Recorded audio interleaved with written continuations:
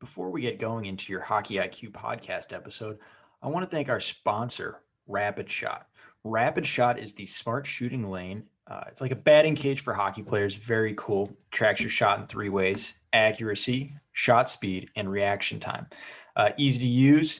Actually, I used it when I played and was growing up. Very easy. Simply scan your phone in, select your settings, and start shooting. You can see your stats on the app and online. You can check them out at rapidshot.com. Great small business. I actually grew up with one of the owner's sons and have played with all the family members by now, just in local pickups here in Ohio. Very cool local business. Awesome product. I love it. I know quite a few NHLers have them in their homes.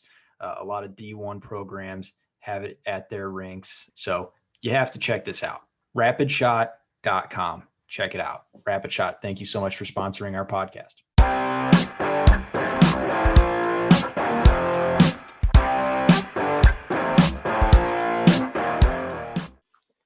On today's podcast, we have Jack Hahn. We don't know how to actually pronounce his last name. He'll get to it at the very end of the episode here. If you're not Chinese, you're probably going to screw it up as well. But Jack is just a wonderful guy. He's been around a lot of great elite minds in hockey.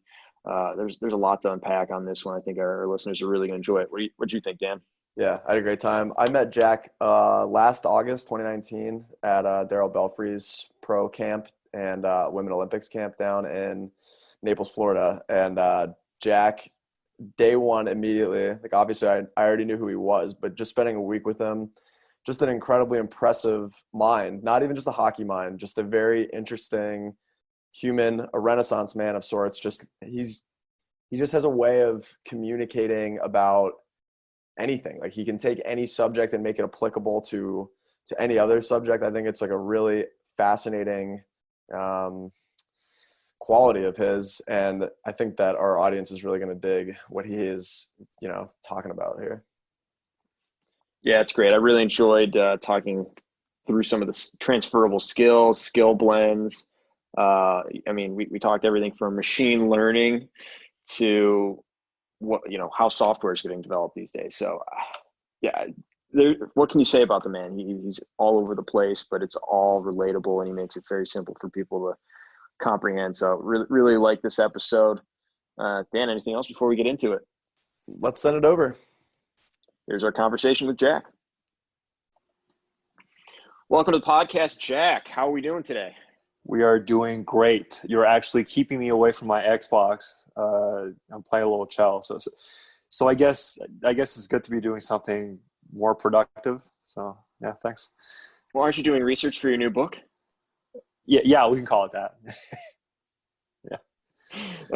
Research. I'm excited. It should be a good book. I feel like a lot of people need help on the cello game. Big time. But are you finally ranked? I honestly, I've been so busy coaching and writing, and I've played less this month than any other month since May, I would say. So that definitely not ranked super high right now in the monthly rankings. Yeah, you'll get there. It's only a matter of time. But no, glad to have you on here. Curious, maybe to start with some of your background for people that might not know your story, how you kind of got to this point. Doesn't have to be super in depth. Just give some background. Oh man, this is like every single time I go on a podcast or I get interviewed, I get asked about this. So I was born in China, didn't know what hockey was till I was 7 years old. Moved to Canada, played house league, was terrible. Quit for a few years, came back, actually got interested in how to play hockey better, and I was actually better the second time around. Coached high school hockey. Studied marketing in college, got a real job, didn't like it, and then kind of inched my way into working in hockey, and that's that pretty much. That's not bad at all. You definitely left some steps out there. Okay, well, let me see if I can help fill in the spaces here. So you worked for the Montreal Canadiens on their digital media side, right? You wrote stories for their website. Yeah, so that was in 2013-14. That was back when, Terry Price, PK Subban, Max Pacioretty, Alex Galchenyuk, those guys were kind of in their heydays. And that year really got me, first of all, I became way more knowledgeable about like what actually happens behind the scenes, because I would fly with the team on charters. I would go and cover practice. I go and cover home games and stuff like that. But also that year, I saw what was going on, and I'm like, I think there's actually better ways to, whether it's coach hockey, play hockey, manage, make trades or whatever. And, I really got into advanced stats that year, but, not for its own sake, but just as a way to objectively, measure outcomes, and also, look for ways to improve. Right? And so after that, I thought to myself, well, if I want to work in hockey full time on the hockey ops side, then I should probably go and work at a lower level. And it so happened that McGill University's women's team, which was one of the best Canadian university hockey programs ever, I would say, in terms of the history of success, they were looking for a video coach. So I went over there, did that for 3 years. And then that got me hired to an NHL job with the Toronto Maple Leafs. Let's keep going. So, okay, from there, you worked for the Maple Leafs as a hockey operations assistant, right? And then, yeah, so I did a bit of everything. Like Right. Mostly it was keeping track of our drafted prospects. So whether they were playing junior in the CHL, or they were in college, or they were playing, pro hockey in Europe, like I would watch all their games, track some stats, write up some reports, and just kind of keep the rest of the player development staff kind of abreast of what was going on with them. And just to kind of give you like an example of the work that I did was one of the players that, I was really involved with kind of developing was Pierre Engvall, because the first year I came in, he was a 7th round pick. So he wasn't a guy that was a high priority necessarily. And he was playing in the second Swedish league, but then he just got moved up with HV71 in the SHL. So I watched almost all of his games that season, and I was really high on him just because of his ability to carry the puck. He's huge. He's 6'5", skates like the wind. Plays really well in contact. So this was a guy who I thought, okay, well, based on what we value in terms of players, like this is a guy that we should bring over and we should really fast track. So he comes over with the Marlies in 17-18 in the playoffs, had a good playoffs, played on the third line, but, played a really big part in their Calder Cup championship run. The following year, he became, a very relied upon player for the Marlies. He actually went from left wing to center, and that was one of the things I pushed for because of how well he skated and how well he could play both on his forehand and his backhand side. And we were kind of thin down the middle at that point, but he actually turned out to be one of the best AHL centers, in the latter half of 18-19 and then the first half of 19-20. And that's when he got called up to the Leafs, and I never saw him again, which is great. And he's probably the player I'm most proud of working with the Leafs. Wow, that's a lot. So you basically helped him. Were you helping in the drafting, or is it pure player development? And then I guess from that, when you're evaluating players, what are you looking for? What do you value? Those types of things. Well, first of all, he helped himself. First of all, by working really hard and doing the right things, and working with our development staff and implementing all the things that we talk about, right? In terms of the skill development aspect, in terms of the fitness, but really, perhaps if you were in another organization, he would have gotten seen twice a year, and if he didn't play that well in those 2 games, then maybe, he wouldn't get the chance to play AHL or to be brought over and to really be fast tracked, right?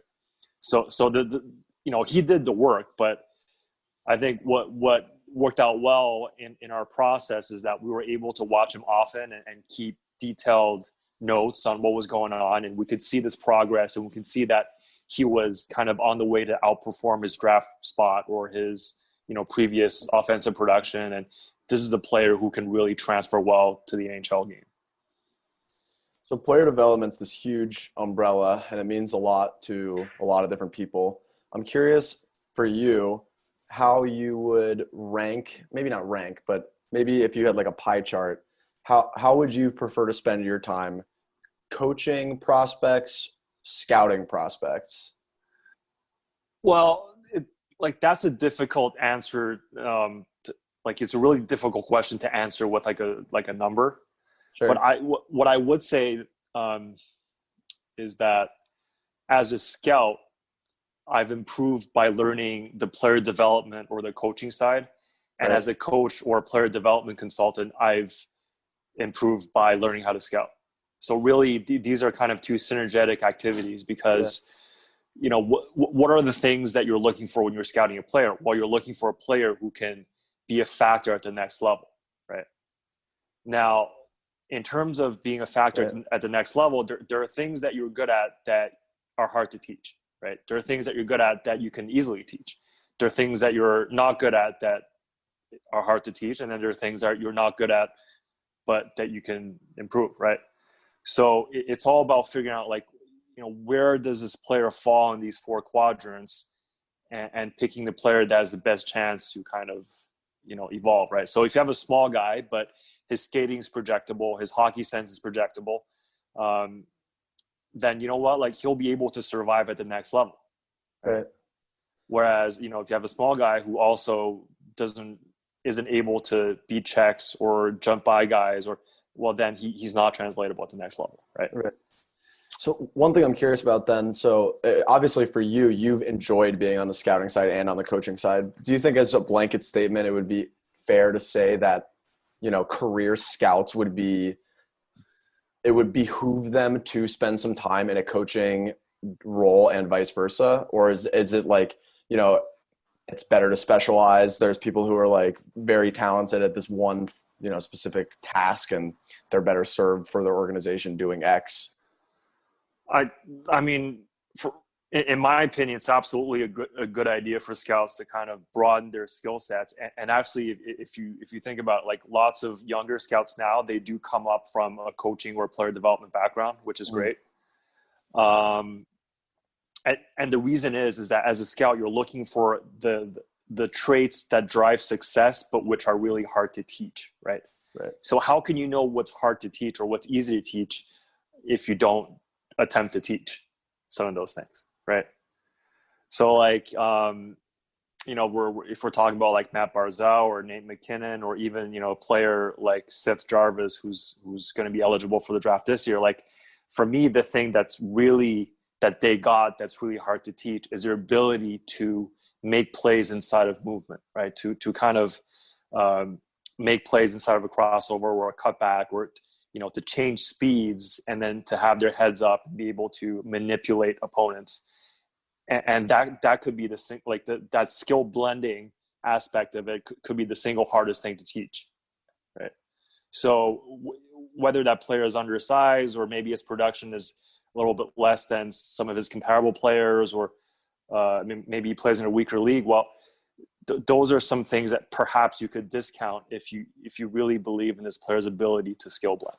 Because at the next level, he can get stronger, he can get faster, he can maybe grow a little bit, he's going to play with better line mates. So then, his qualities are going to emerge. Whereas maybe a player who does things well, like shoot or skate or hit, but only in isolation, those players, maybe they're going to struggle at the next level. So, if you have a track record, if you have some knowledge on the player development side, and you realize, okay, this is something that's really hard for me to teach, then perhaps you should draft for that. And that's kind of how I see that synergy happening. So I know Dan and I are very familiar with this, but maybe for our listeners, what is a skill blend? So a skill blend, it's almost like a math equation in the sense that it's like X inside of Y. Right. So it's can you make a pass inside of a crossover, or can you shoot inside of a forward stride, or, can you pivot and escape inside of contact?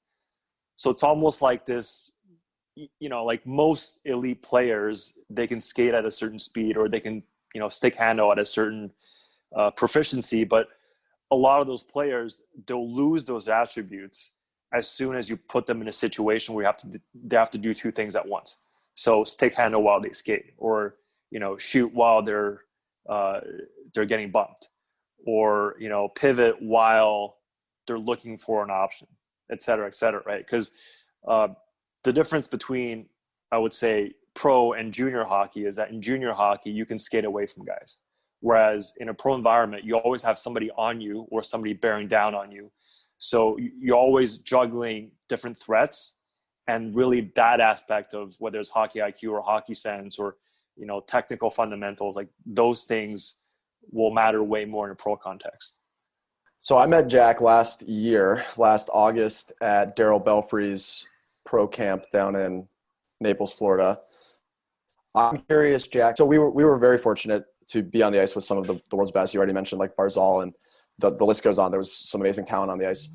I'm curious are you able to watch a player in a isolated environment, skill blend, and then deduce right then and there anything about that player's hockey sense, hockey IQ? Or do you need to see it in a game environment before you can make that assertion?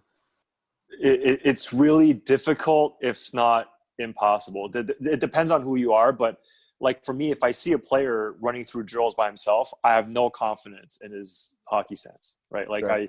I'm going to reserve judgment until I see him. Like even like whether it's like a 3-on-3 or a 4-on-4 setting, like I'd rather see him 5-on-5 or her 5-on-5, right? Like actually, like you'll remember, but last year when we were at the Belfry, the 88 Summit, we had a really elite group of defensemen. Like if you put all those guys out on the ice, like that team is not cap compliant. Like no, not even close. Actually, I have that spreadsheet on my desktop. I'll send it over.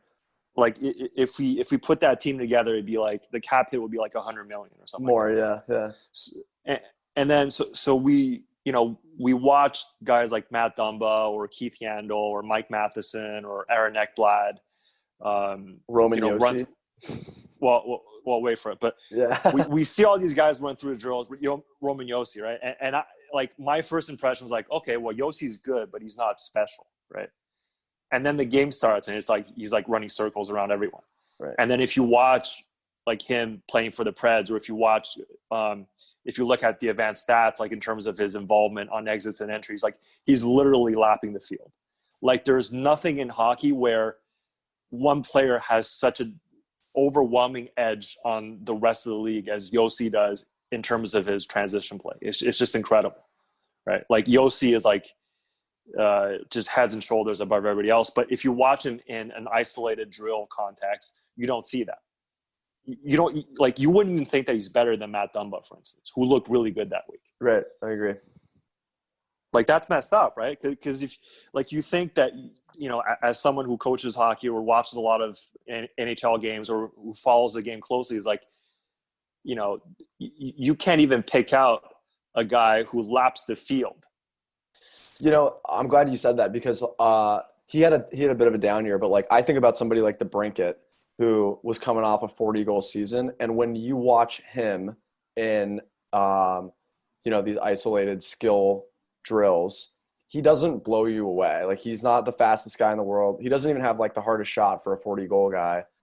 So therefore he must be doing something that's like exceptional. And I would argue it's his sense, right? Like his ability to pop into spots at the right time.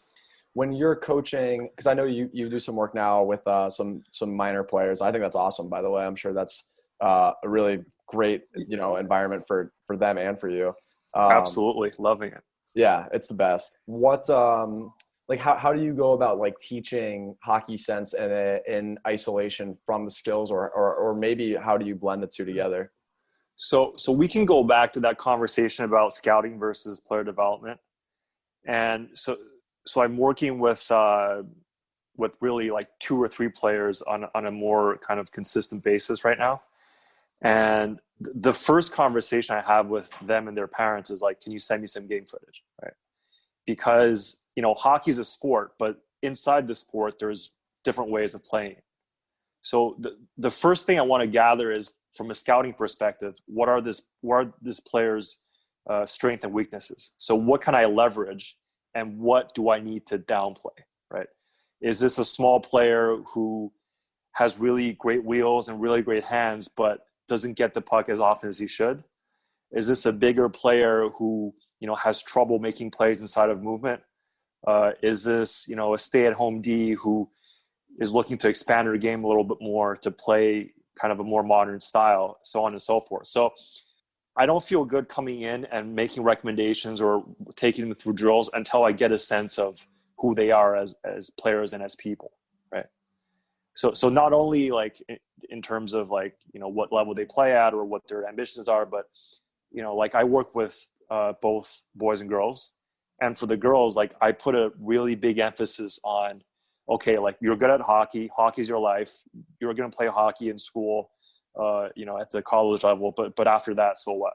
You know, well, what I would argue for them is, you know, you can actually learn a lot through the medium of hockey in terms of how to be a better, you know, a better employee in the future, maybe an entrepreneur, definitely, you know, a sister, a daughter, a mother, a spouse, whatever, right? And like you can learn about these things inside the game. So that's the other side of things that are really, for me, is really interesting.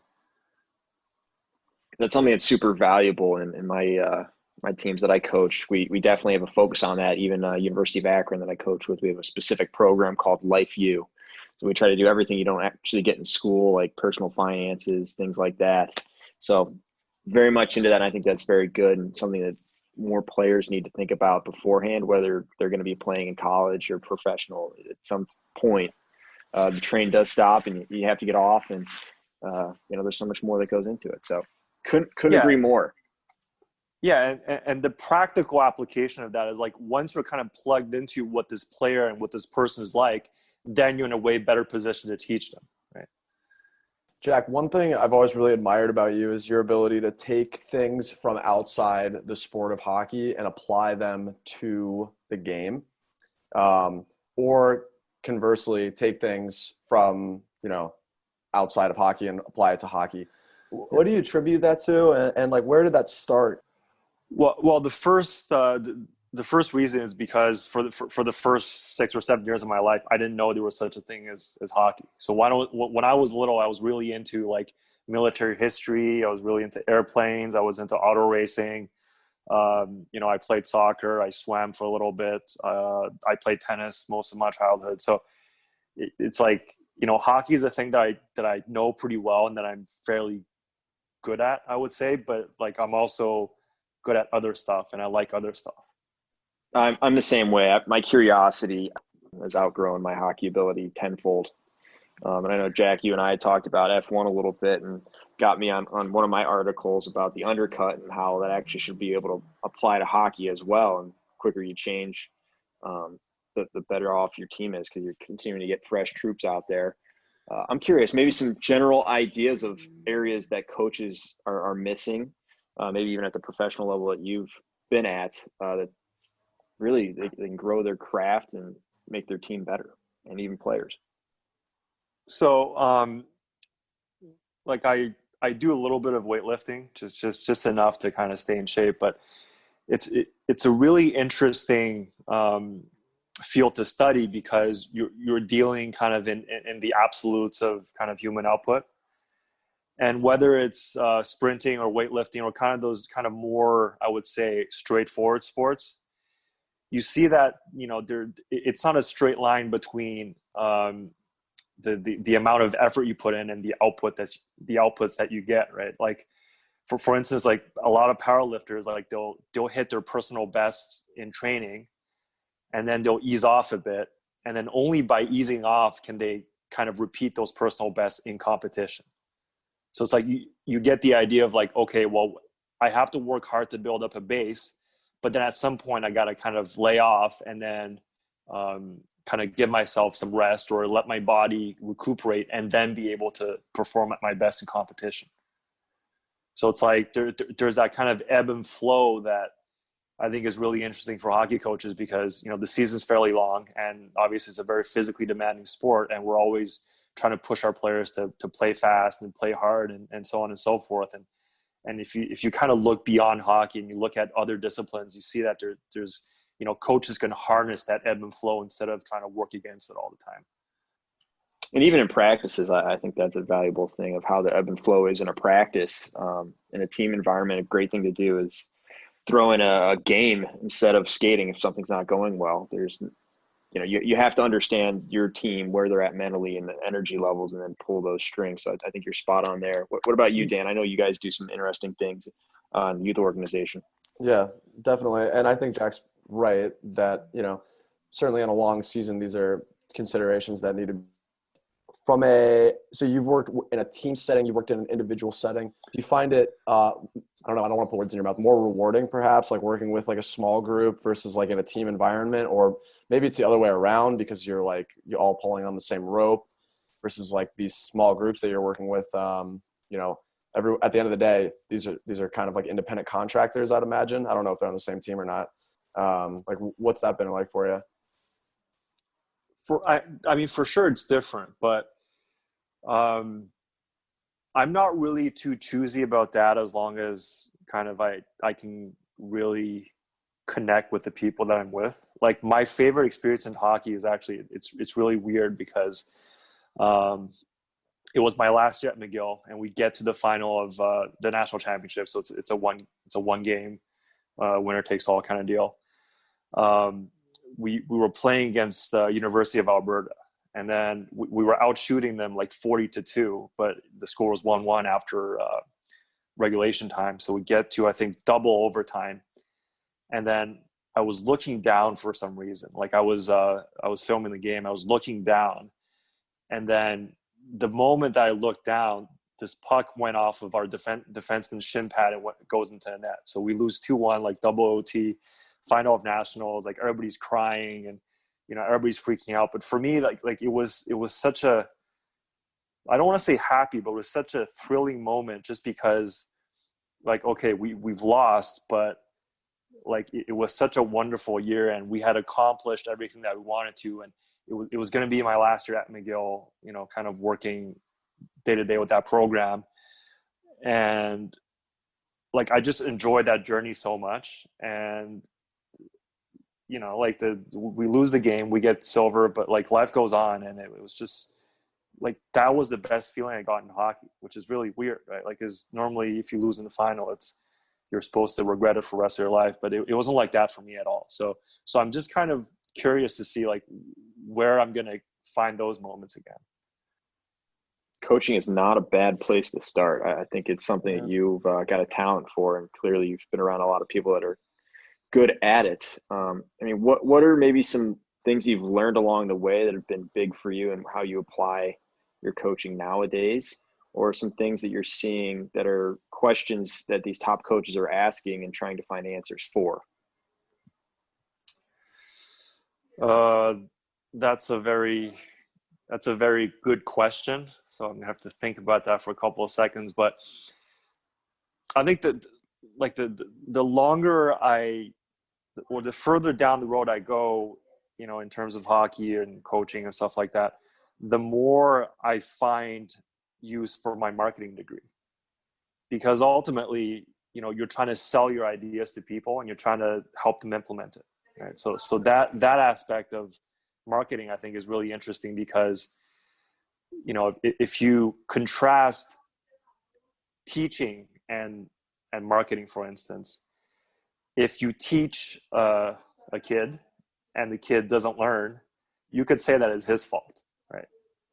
But if you market to a prospective client and the client's not buying, then it's definitely your fault. Does that make sense? It makes sense. So if you think about like kind of your job as less of a coach or a teacher and more as a marketer, then you start kind of you start to take ownership, or you're more accountable to your methods, because if they don't work, then it's your fault.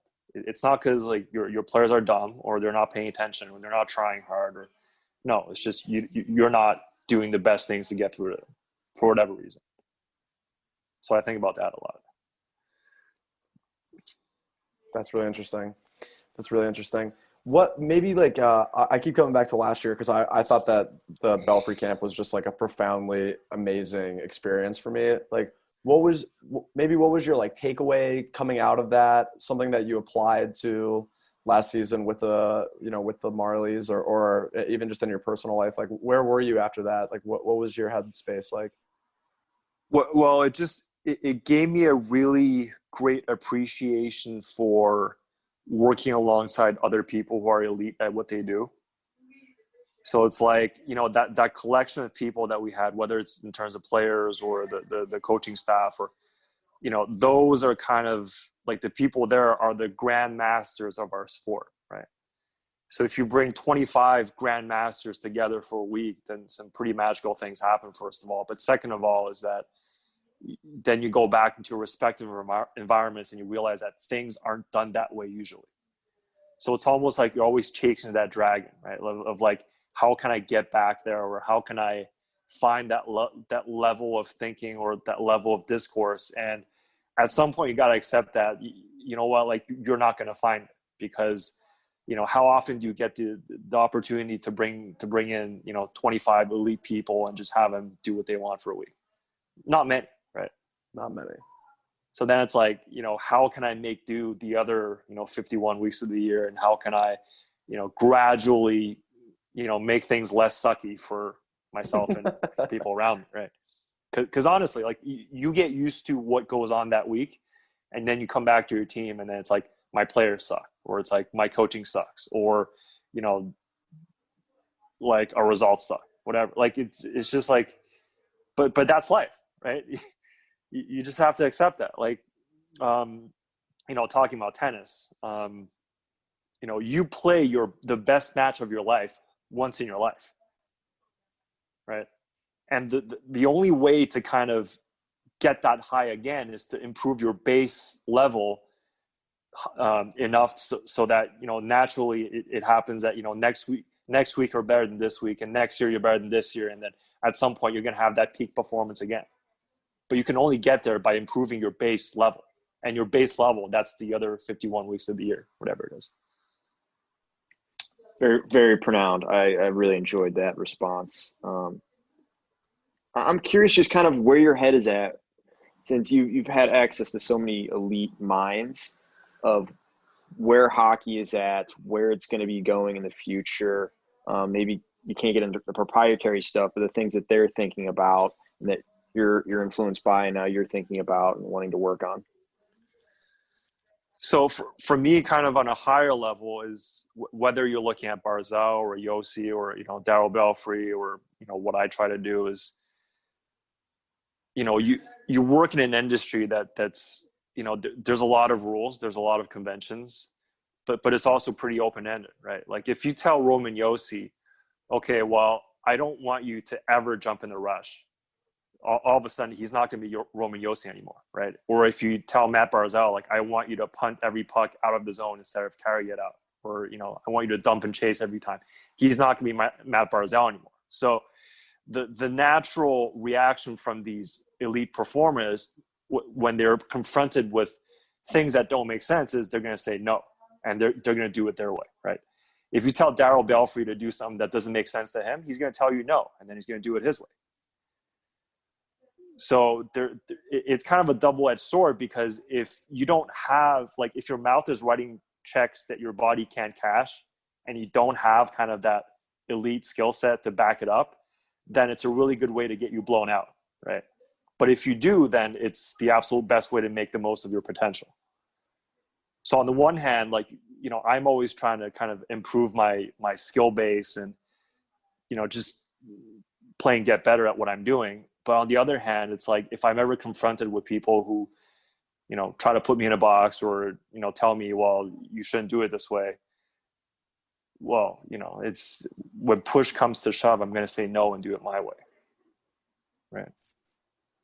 And that's, I think that's the common denominator between all the elite performers I've worked with or been around, is that they have this elite skill set, but they also have this elite, you know, self-belief, or that elite, you know, conscience, I would say. I got a question for you about your book, the one that you've written and the one that you're writing. Or I guess, is that one finished too, the NHL video game book? It'll be finished, I want to say mid-October. Okay, awesome. I guess generally speaking, did you always know, even when you were working in the Leafs organization, that wanted to become a writer, something that like you wanted to get your thoughts on paper, or is that something that kind of like happened organically since your departure? So here's the kind of the weird or the really amazing thing is that I knew that I wanted to be an author before I knew that there was such a thing as hockey. Like I was writing short stories when I was 5 years old. So that was my first talent in life. And all these years I was just looking for something to write about. That's pretty wild. Yeah. Well, then as a follow-up to that, like what's you don't have to give away any state secrets here, but do you have like ambitions to like, are you going to keep writing hockey related books, or do you think you'll, we've already talked about like you have interests that are obviously like outside the sport, you have expertise outside the sport. Do you envision that you'll just be writing go forward, maybe about hockey, maybe not about hockey for like the foreseeable future? That's hard to say because for me, like hockey is a sport certainly, but it's also a lens through which I view the rest of life. Like I make sense of a lot of things in the world through the lens of hockey. So I think whatever I'll be writing, it's probably going to still be a hockey thing, but how it kind of comes about or what specifically it's about, then that's kind of more open-ended, I would say. Okay, I kind of want to go back to the hockey sense thing real quick. I'm curious if you think it's easier to coach it or learn it. Maybe as like a player, like, I'm coaching a 14 under AA team, and sometimes, I'm curious if like, just generally speaking, if 14-year-old me would have been able to pick up the same concepts that I'm laying down, or if like not if I'm explaining it right, that's not fair, but like, is it easier to perceive it or is it easier to teach it? I'm not sure, but if you look at how software is created now, right? Like, have you guys ever heard of machine learning? Yeah. So like machine learning, it's kind of opaque. So you don't know how the computer comes up with a certain output, but it just does it, right? Because it goes through like hundreds of thousands or millions of permutations, and then it gives you, kind of a formula, or it gives you a certain output, right?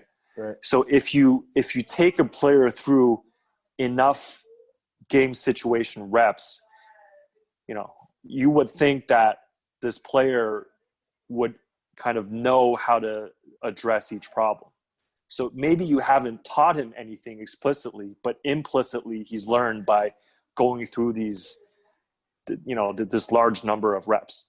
So let's say if I take a kid and I sit him down and I have him play NHL 20 for a few months, then he's going to implicitly know how to handle a 2-on-1 or a 3-on-2 or a breakaway or whatever. I haven't taught him anything, right? He's figured it out for himself. So then I think that, and then the tough part is you take the best of this implicit knowledge and then you try to distill it down to some explicit rules. So let's say on a 2-on-1, right? You want to, let's say, make an early pass and then, either shoot or hit it backdoor, right?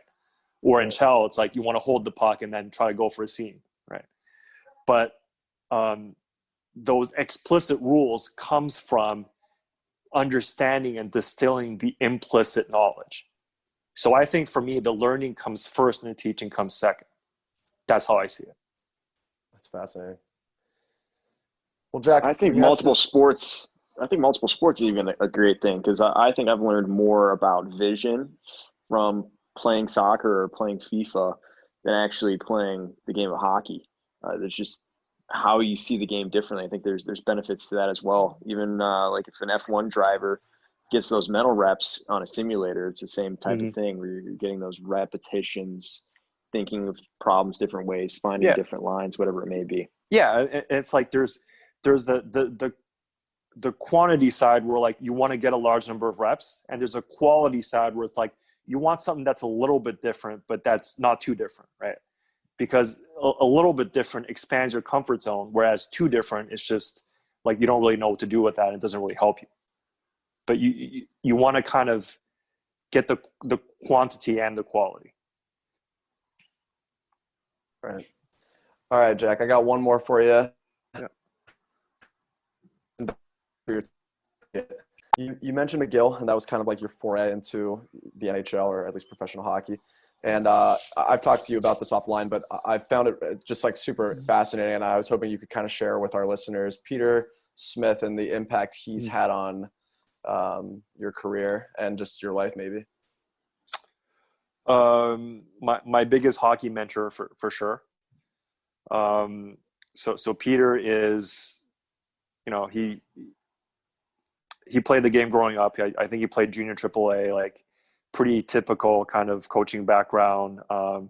He's a white man in his late 60s, as different as he can possibly be to me, but then we're the exact same people in some other ways. It's really quite uncanny. But yeah, so my biggest mentor in hockey, like I could only wish that, everyone out there has a mentor like him. That's awesome. All right, Jack, before we let you go, the floor is yours to plug all of your various mediums, both socially and, now that with the books and everything. Please just give our audience an idea of where they can find you. Yeah, 2 minutes. Anything you want to talk about, there's no rules. It is all on you. All your thoughts, where to find you, book, etc. Give it to us. So just Google my name, and then you'll find what I'm working on.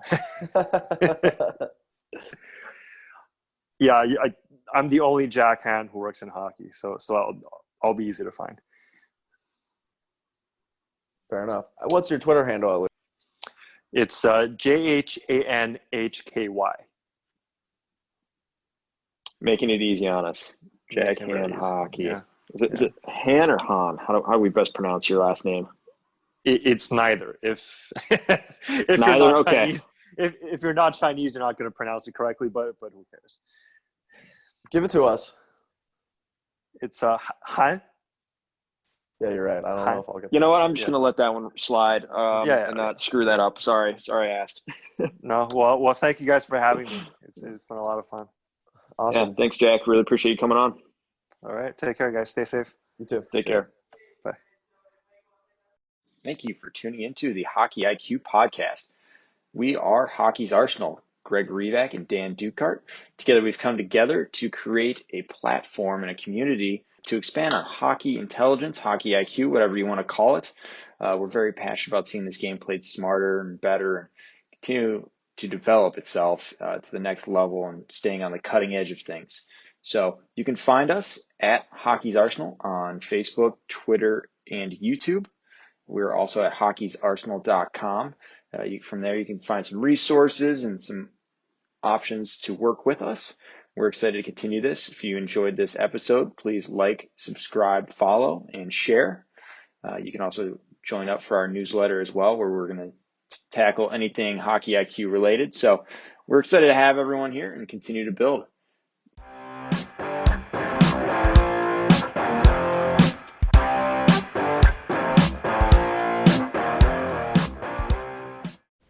That concludes this week's episode. Thanks for joining us here at Hockey IQ. If you haven't already, take a quick moment to hit that subscribe button, give us a thumbs up, and drop a review. If you want to be a great teammate, even recommend us to a friend. You can follow us at Hockey's Arsenal on Twitter and Instagram. Check out the website, hockeysarsenal.com, where you can subscribe to the weekly newsletter. You won't regret it. Catch your buttes here next week for a brand new episode.